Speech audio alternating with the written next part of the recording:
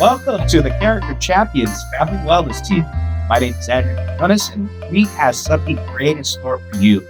If you haven't heard about Character Champions and you have small children, stay tuned because we have some great information, some great resources for you and your family. Welcome back to the Character Champion Family Podcast. My name is Andrew Quinones, and thank you for joining us here at 3P Studios in downtown Pomona. Well, how you doing, team? It's good to see you guys again. It's nice to be back, Andy. Thank you for having us. Hey, so tell us that we have a new guest today. Hi, what's your name? Hi, Temple. Hi, Temple. And want to know what my specialty? I sure do. Compassion. Yeah. Oh, compassion. That's my compassion. That one's close to your heart, isn't it, Reverend? It is.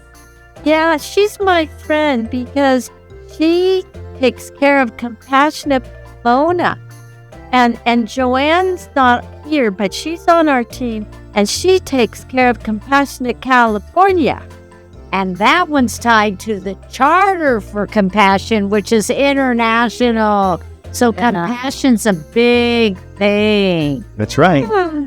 If only everybody understood that they have compassion within them. Right? Do you think compassion can be taught even to little kids? Absolutely. I think it's natural, but it's such a big word.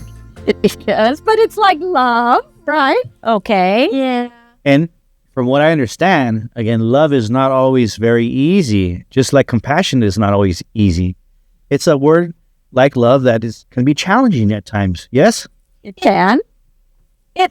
Sometimes means you have to slow down a little bit, because if you want to be compassionate to somebody, you have to see how they're feeling. And if they're feeling sad, they might need a hug. And if they're feeling mad, then they might need some care also, because their heart is probably hurting. Is compassion an action?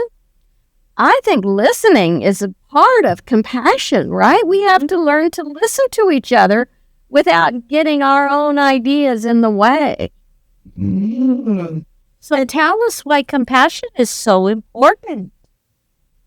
It's important because it means we're all together and we're all one. It means that if someone else is hurting, that person is connected to me, and I need to take care of them. And even if they're afraid, and nowadays a lot of people are feeling fear around a lot of different things, even around food, having enough food to eat. So I think we need to pay attention to people's fears and sadness and all of those emotions. Like you say, to listen, Temple. You're very wise for a young woman. And you know what? If somebody is scared or hurting, and you don't have compassion, you know what happens? Do you know what happens? What? Then they just get mad and they start doing bad things because they really need to be loved. So why is it so important to teach compassion in our families? Well, because it's a family, and if one part of the family is hurting or scared, the other parts have to take care of them. We're all a part of a family unit, whether it's a small family or whether it's a neighborhood family or whether it's a whole city family or a whole nation family. We all need to take care of each other and care about each other, right?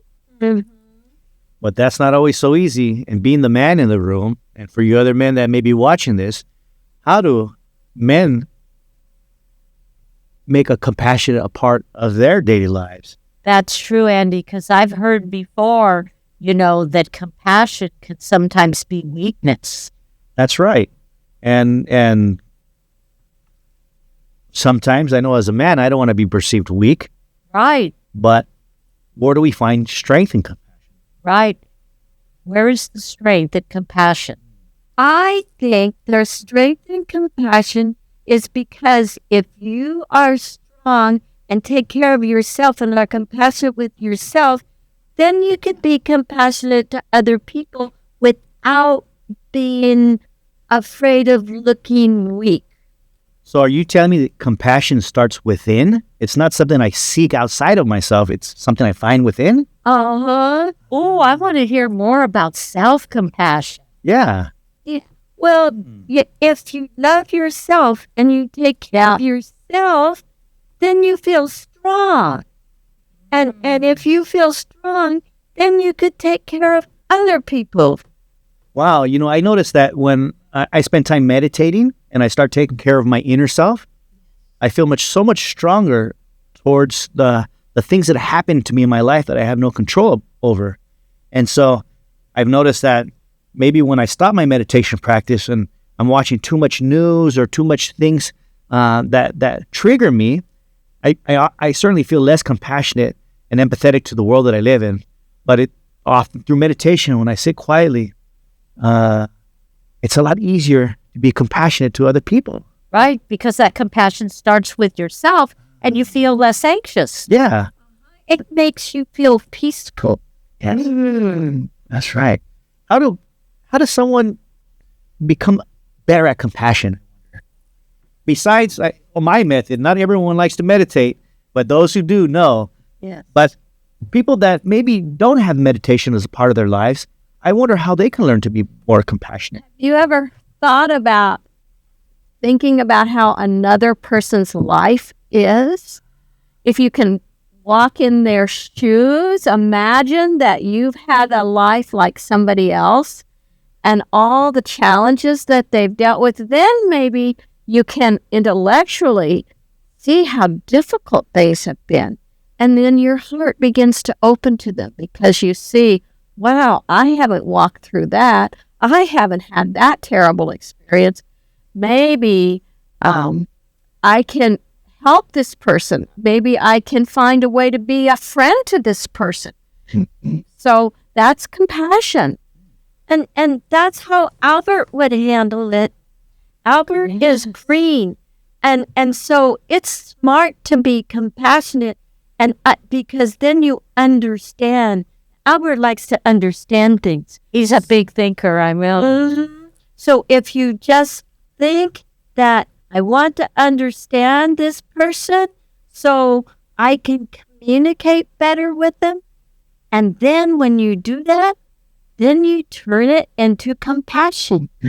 But what about some more ideas about self-compassion? I think Andy's asking about self-compassion. How can we be compassionate with ourselves? Yes. He said meditation is one, but I think he's asking you for some ideas about self-compassion. Well, I think we need to be sure that we get the things that make us healthy, like plenty of sleep. Ah, yes. And good food. Yes, not fast food, I'm guessing, but things that have less ingredients and less artificial and preservatives. Yes, exactly. Like an apple is probably a lot better than a Snickers bar, I'm guessing, right? I think it is. I think it is. So paying attention to that. And also compassion with self, having friends around us that are good to us. Yeah, it is. I like that. Compassionate to us. That's what Ling would say. Yeah. Ling is kind. And she would like to have friends to be compassionate with. And Jose, he would have self-compassion by having some time to have fun. Yes, and he helps us laugh, huh? Yeah. Uh-huh. I have an idea.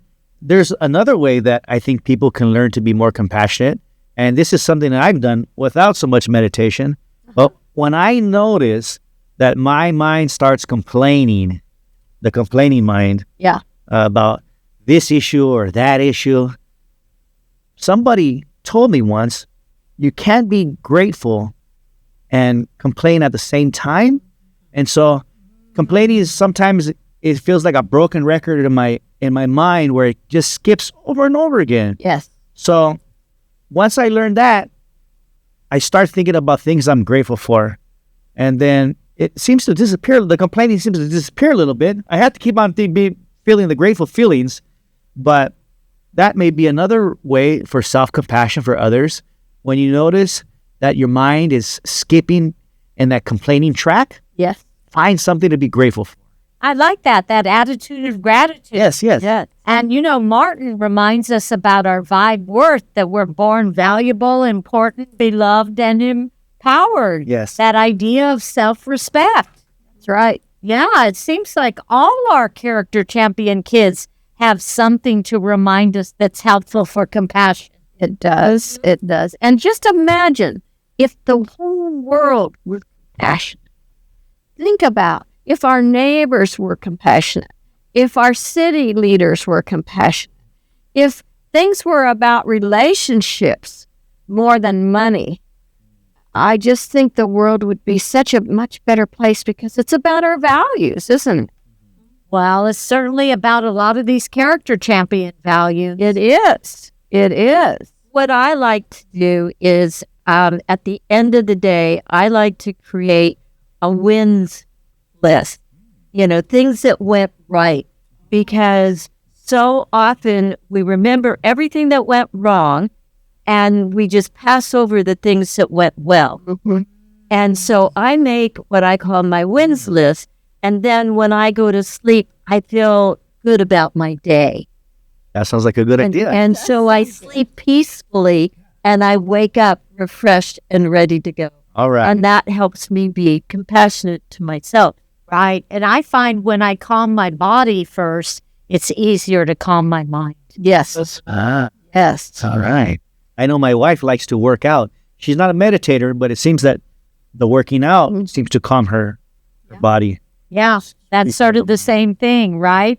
And I know compassion breathing. Maybe you can show us a breathing one, because that helps us with our calming of our body. Can I show you? Yes. Okay, so this comes from sky breathing.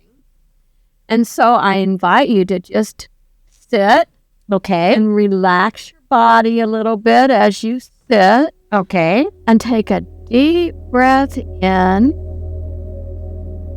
through your nose, and then blow it out through your mouth like a straw, like you're blowing through a little straw. Slowly, until all the air is out. And then take another deep breath in, fill up your lungs, and then slowly breathe it out. Blow it out like through a straw.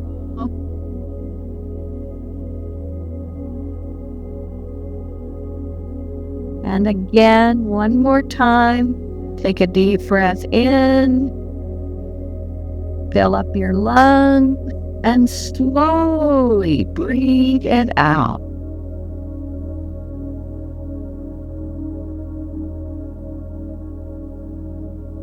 And then breathe normally, like you usually do, through your nose.